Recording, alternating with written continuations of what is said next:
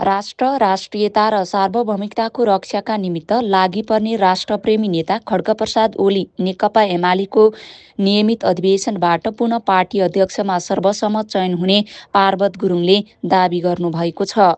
देशको भूमि मिच्दा कानमा तेल हालेर र आँखामा पट्टी बाँधेर बस्ने निकम्माहरूको माझ राष्ट्र, राष्ट्रियता र सार्वभौमिकताको रक्षाका लागि चुचे नक्सा सार्वजनिक गरी नेपालको भूमि फिर्ताको दबाब दिने केपी ओलीको विकल्प वर्तमान अवस्थामा अरू नभएको दावी उहाँले गर्नुभयो।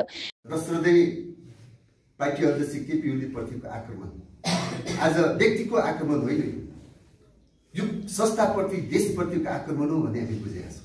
भने यो बाह्य आक्रमण पनि भइरहेको देशी विदेशी सबै शक्तिले केपी ओली हटाऊ अभियान, प्रधानमन्त्री त हटाऊ, अब पार्टी अध्यक्षले हटाऊ भन्ने अभियान चाहिँ यो एउटा अरू शक्तिले, अरू षड्यन्त्रले केपी ओली हटाऊ भन्ने एजेन्डामा पार्टीले त्यो एजेन्डामा जाने। पार्टी केन्द्रीय कमिटीको 3 दिनसम्म ऐतिहासिक मिटिङ बस्यो।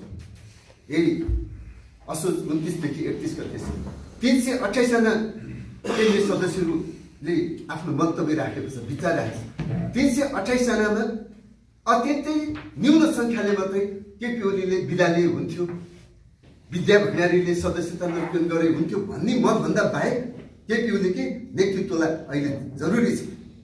केपी ओली प्रति हाम्रो व्यक्तिगत सम्मान श्रद्धा होइन, उहाँ पार्टीको एउटा श्रद्धेय छ। उहाँले राम्रो काम गरे बापत, राष्ट्रियताको विषयमा मुद्दा उठाए बापत, एजेन्डा उठाए बापत उहाँप्रतिको आक्रमण हो। त्यसैले यो आक्रमणलाई अहिले हामीले पार्टीले फेरि पनि नेतृत्व बुढा भए, नेतृत्व चाहिँ पुरानो भए, अब उहाँले पालो हुनुपर्छ भन्दा त विधान महाधिवेशनले उहाँलाई बाटो खुला गरिदिएछ। 2 कार्यकाल नहुने 70 वर्षको मेरो हद भन्ने चाहिँ सर्वसम्मत रूपमा कसैले विरोधी गरेका छैन। उहाँको दोलखाले मात्र होइन कि सिंगै विधान महाधिवेशनले उहाँलाई चाहिँ फेरि पार्टी अध्यक्ष हुनुको निम्ति चाहिँ बाटो खुला गरिदिएको 3000 प्लस प्रतिनिधि। यो भनेको केपी ओली अध्यक्ष बनाउनु हो। नेकपा एमाले दोलखाद्वारा सदरमुकाम चरिकोटमा गरिएको पत्रकार सम्मेलनमा गुरुङले सो कुरा बताउनु भएको हो।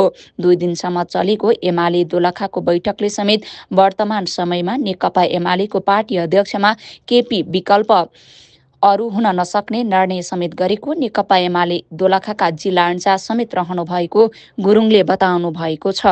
नेकपा एमाले दोलखाले केही फाटफुट समयमा बाहेक अधिकांश समयमा जित हासिल गरी जिल्लाको विकास निर्माणमा महत्त्वपूर्ण भूमिका निर्वाह गरेको स्वायत्तपत्र तत्काल सार्वजनिक गर्ने गुरुङले पत्रकार सम्मेलनमा घोषणा गर्नुभयो।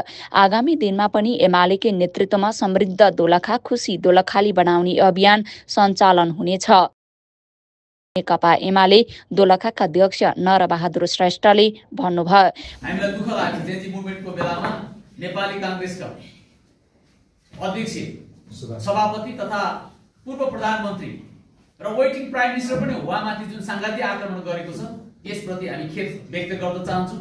उहाँको शीघ्र स्वास्थ्य लाभको कामना पनि गर्छौँ र हाम्रो पार्टीका श्रद्धेय अध्यक्ष सम्माननीय प्रधानमन्त्री र त्यसैगरी गृहमन्त्री रमेश लेखकलाई लक्षित गर्दै स्थान हद गर्ने अनि त्यसपछि नजरबन्दको वातावरण निर्माण गर्ने जुन वातावरण निर्माण गरिरहेको छ सरकारले त्यसप्रति हामी खेद व्यक्त गर्न चाहन्छौँ। नेकपा एमाले दोलखाका उपसचिव एवं कार्यक्रमका उद्घोषक हरि ओलीले पार्टीले केन्द्रदेखि जिल्लासम्मको नेतृत्व चयन गर्दा 40% 40 वर्ष मुनिका युवाहरूको प्रतिनिधित्व रहने गरी विधान मस्यौदा तयार गरेको बताउनु भएको छ।